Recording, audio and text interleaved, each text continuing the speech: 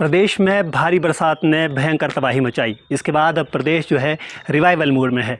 इसके बीच प्रदेश में जहां बचाव कार्य चल रहा है तो वहीं कुछ सियासत भी चल रही है। लेकिन इसके बीच हमारे साथ बात करने के लिए यहां पर पूर्व मुख्यमंत्री और नेता विपक्ष जयराम ठाकुर मौजूद हैं। सर, स्वागत है आपका। प्रदेश में इस वक्त हालात बने हुए हैं, उसको लेकर आपने अपनी जो सैलरी है वो भी डिनोट की है। तो कैसे देख रहे हैं सर इस चीज़ को, इस वक्त जो प्रदेश के हालात बने हैं ख़ासतौर पर इस बरसात के चलते? कि अब की बार बरसात के कारण नुकसान बहुत ज़्यादा हुआ है और मैं ये कह सकता हूँ कि जब से हम भी जानकारी रखते हैं कि इस तरह की क्षति पूरे प्रदेश भर में बरसात के कारण पहले नहीं हुई है। और हम कोशिश कर रहे हैं कि जितना भी इसमें सरकार को सहयोग दे करके राहत कार्य को और उसके साथ साथ में रेस्टोरेशन के कार्य को जो है वो बेहतर ढंग से किया जाए, जल्दी किया जाए। हमने पहले दिन से कहा है कि विपक्ष अपनी जगह है, लेकिन उसके बावजूद भी हमने एक बात तय की है कि संकट की घड़ी में हम सरकार को पूरा सहयोग देंगे और दे भी रहे हैं। जहां तक आप सैलरी की बात कर रहे हैं, हिमाचल प्रदेश में ये हमारा पहले दिन से तय था कि हम कंट्रीब्यूट करेंगे अपने विधायक दल की ओर से, लेकिन हम ये भी चाहते थे कि विधायकों की बैठक हो, बैठक में निर्णय हो तो उचित रहता है। लेकिन जब बारिश ज़्यादा हुई तो विधायकों की बैठक संभव नहीं हो पाई, तो हमने वर्चुअल मीटिंग की विधायक दल की, जिसमें सांसद भी थे, और हमने तय किया कि 1 महीने की सैलरी हमको उसमें डोनेट करनी है, ताकि हिमाचल प्रदेश में इस संकट के क्षण में हम भी अपना योगदान उस दृष्टि से दे सकें। इसके अतिरिक्त जहाँ केंद्र सरकार ने हिमाचल प्रदेश में जो मदद की है, सहयोग दिया है, चाहे वो रेस्क्यू ऑपरेशन के लिए एनडीआरएफ की टीम भेजना, आर्मी के चॉपर भेजना, एयरफोर्स के, और उसके साथ साथ में हर तरह से आर्थिक रूप से भी लगभग 364 करोड़ रुपए हिमाचल प्रदेश के लिए जारी किया 2 किस्तों में। उसके लिए मैं केंद्र सरकार का भी आभार व्यक्त करता हूं, आदरणीय प्रधानमंत्री जी, गृह मंत्री जी, हमारे पार्टी के राष्ट्रीय अध्यक्ष जगत प्रकाश नड्डा जी। और जगत प्रकाश नड्डा जी हिमाचल प्रदेश में बहुत सारे स्थानों पर जाकर के भी आए, देख कर के भी आए, तो स्थिति का जायजा भी लिया उनने। तो सब लोग इस संकट की घड़ी में कंसर्न हैं, लेकिन दुख इस बात को लेकर के जरूर होता है कि जिस प्रकार से कांग्रेस के कुछ नेता, और अब तो उसमें मुख्यमंत्री भी शामिल हैं, लगातार ऐसा आरोप लगाने की कोशिश कर रहे हैं कि केंद्र हमारी मदद नहीं कर रहा है और केंद्र के खिलाफ बात कहने की कोशिश कर रहे हैं। वो मुझे लगता है कि बिल्कुल भी उचित नहीं है। केंद्र मदद कर रहा है, केंद्र और भी मदद करने की मंशा रखता है, इसमें दो राय नहीं है। लेकिन अगर इसी प्रकार से केंद्र को कोसते रहेंगे, वो एक समाधान नहीं है। हकीकत यह है कि जो केंद्र ने जो राशि दी है जो राहत के रूप में, उसको ज़मीनी स्तर पर उन लोगों तक जो प्रभावित परिवार है उन तक पहुंचाने का काम स्टेट गवर्नमेंट का है, लेकिन अभी तक वो राहत उन लोगों को पहुंची नहीं। हम बहुत जगह गए जहां पर अभी तक कुछ भी नहीं दिया गया है। अभी सारी जो राहत उनको उपलब्ध होनी चाहिए इस दौरान वो नहीं मिली है। जयराम जी, एक जो प्रदेश सरकार में मंत्री है उनका साफ तौर पर ये कहना है कि केंद्र से उतनी मदद नहीं मिली। उन्होंने आप पर भी राजनीति करने का आरोप लगाया। साथ में ये भी कहा है कि अगर विपक्ष के जो नेता हैं वो केंद्र से मदद दिलाए तो मैं पैदल धन्यवाद करने दिल्ली जाऊंगा। तो कैसे दिख रहे हैं? देखिए, केंद्र ने मदद फर्स्ट फेज़ में कर दी है। इसके बाद केंद्र की टीम हिमाचल प्रदेश में आ रही है। आकलन जो एक असेसमेंट होता है, उस असेसमेंट के अंतर्गत सारी चीज़ें आने वाले समय के लिए तय होंगी। मेरा उसमें एक चीज़ को लेकर के कहना है कि ऐसी गंभीर आपदा के दौरान ऐसी हल्की बातें नहीं करनी चाहिए। प्रदेश सरकार के मंत्रियों की हालत यह है कि आपस में एक दूसरे के खिलाफ बयान दे रहे हैं।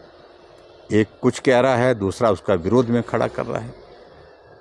कांग्रेस पार्टी के एक विधायक जाकर के ट्राइबल के इलाके में कहीं फंस जाते हैं और कहते हैं कि मैं 3 दिन से हूँ यहाँ, कोई सुध नहीं ले रहा है, रास्ते बंद पड़े हैं।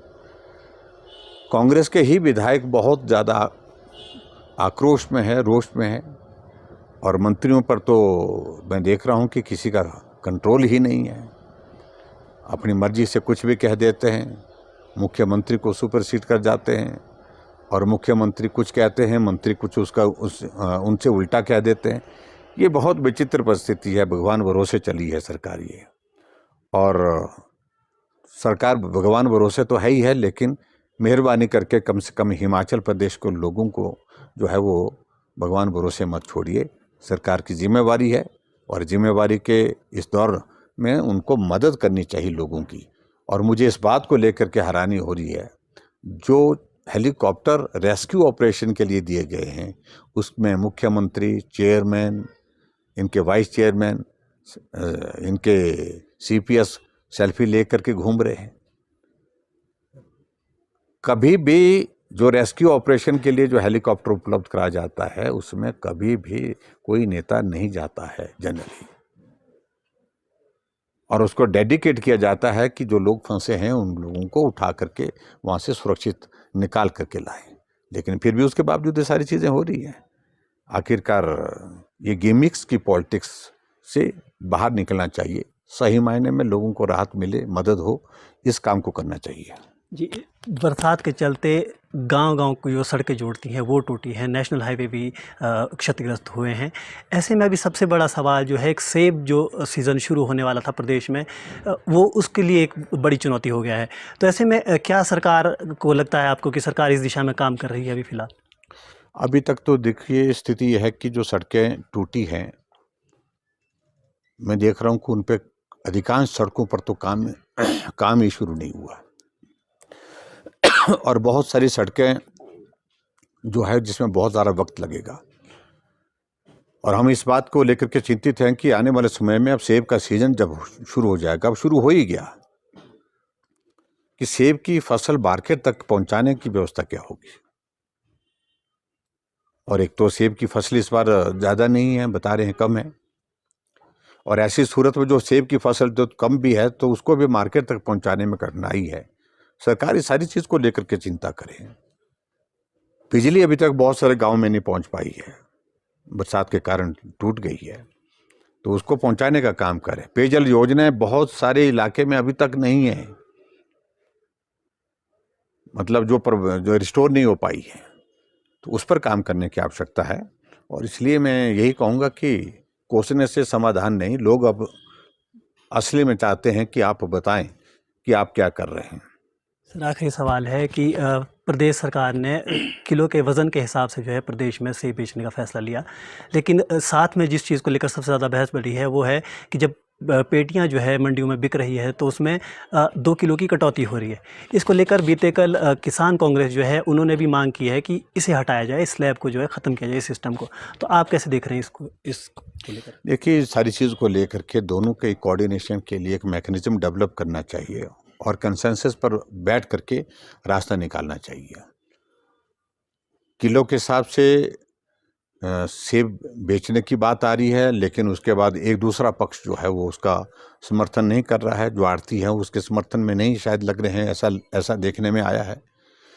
तो गवर्नमेंट के पास मैकेनिज्म है, दोनों पक्षों को बुला करके बिठा करके चर्चा करें, चर्चा करने के बाद उसका रास्ता निकालें। फरमान करने से समस्या का समाधान नहीं होता है, और इसलिए जो हमेशा ये बात कहते थे कि हम सेब का भला करने वाले हैं, सेब के हित का सिर्फ कांग्रेस पार्टी भला करने वाली है, तो वर्तमान स्थिति आपके सामने आ रही है। सेब का सीजन शुरू होने जा रहा है, अभी तक यही निर्णय नहीं हो कि सेब किलो के हिसाब से बिकेगा या बॉक्सेस के हिसाब से जो है वो उसमें जो है वो पैकिंग जो एक तय किया था उस सिस्टम से बेचेंगे।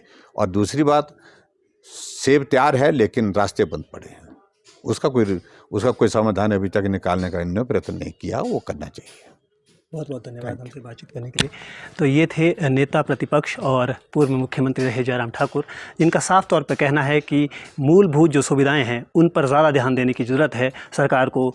शिमला से रॉबिन शर्मा, जनता टीवी।